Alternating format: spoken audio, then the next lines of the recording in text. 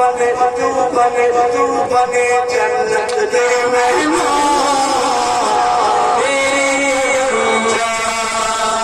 तू बने जन्नत दे मेहमान,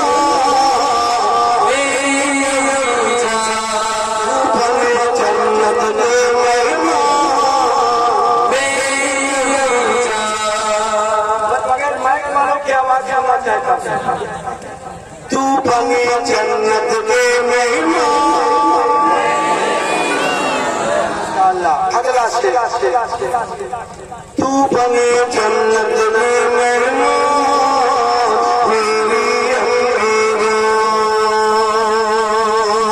ऐतरार से मेरी ख्वाहिश की फूलों का, मेरी प्यारी माँ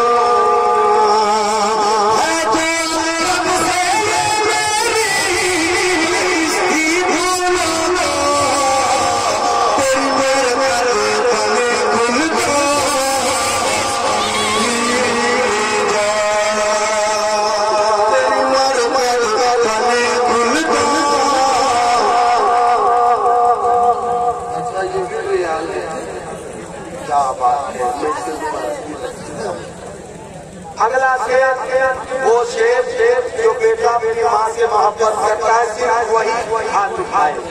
जो माँ से मोहब्बत करता है बस वही।